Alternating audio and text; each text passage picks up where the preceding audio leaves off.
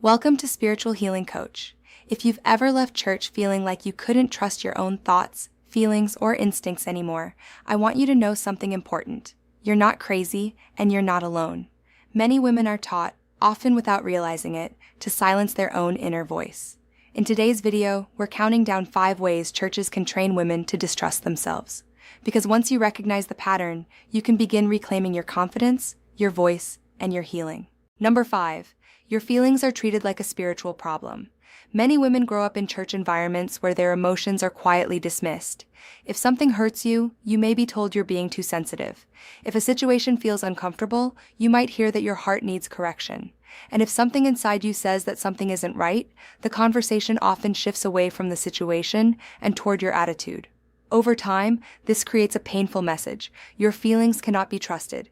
Instead of listening to what your emotions might be trying to communicate, you begin assuming they must be wrong. You start second-guessing yourself. You filter every reaction through guilt, wondering if you're being prideful, rebellious, or spiritually immature. But emotions were never meant to be enemies of faith. They are part of how God designed us to experience the world. Very often, our feelings act like signals, alerting us when something is loving, safe, and healthy, or when something isn't. When a spiritual environment repeatedly teaches you to ignore those signals, it can slowly disconnect you from your own inner voice. Part of healing is learning to listen to that voice again, with compassion, wisdom, and courage.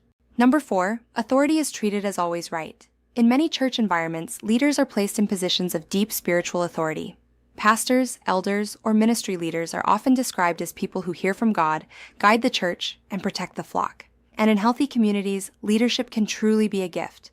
But in unhealthy environments, this respect for authority can quietly shift into something else, a culture where questioning leaders feels wrong or even sinful. If you raise concerns, you may be told to trust your leaders. If something doesn't feel right, you may hear that you simply need to be more humble or more submissive. And if you continue asking questions, the focus can quickly turn to your character instead of the concern itself. Over time, this creates a powerful internal conflict. Your instincts may be telling you that something is off, but the spiritual system around you is telling you that the authority must be right. So instead of trusting your own judgment, you begin assuming the problem must be you.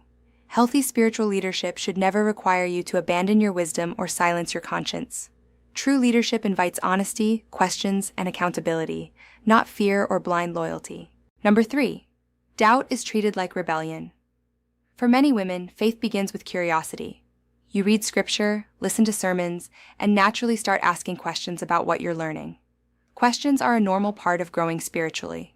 But in some church environments, questioning certain teachings or questioning a leader's interpretation can quickly be labeled as a spiritual problem. Instead of being met with thoughtful conversation, you might hear phrases like, "You just need to have more faith," or "Don't let doubt open the door to the enemy." Sometimes even sincere questions are treated as signs of pride, rebellion, or a lack of submission. Over time, this creates a powerful message. Your questions are dangerous. So instead of exploring your faith honestly, you begin shutting your questions down before they even form.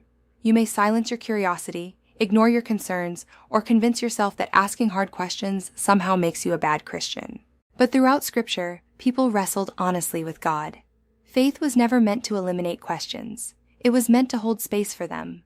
Learning to ask questions again, without fear or shame, can be one of the most important steps in rebuilding a healthy and authentic faith.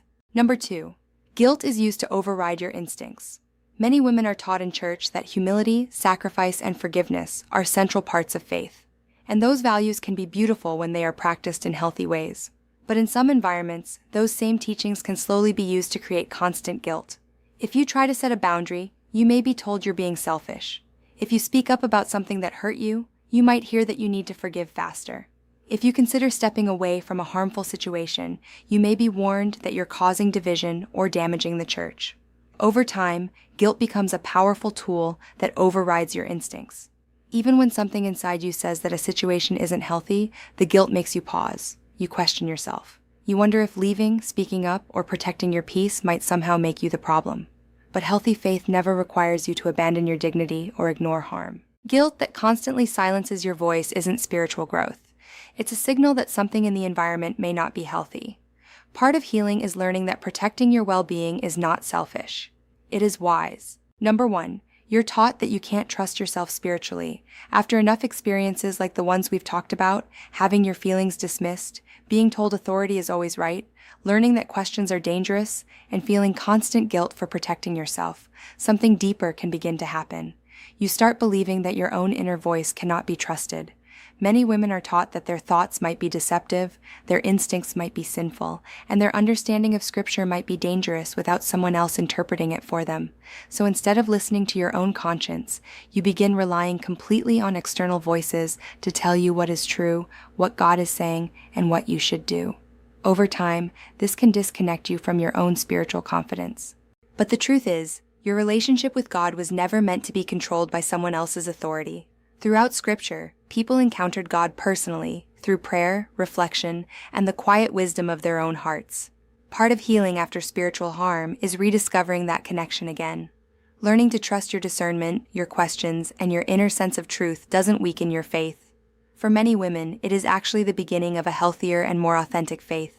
If this video helped you feel seen or supported in your healing journey, you can support Spiritual Healing Coach by visiting ko-fi.com/spiritualhealingcoach. Your support helps keep this channel creating content for women healing from church hurt.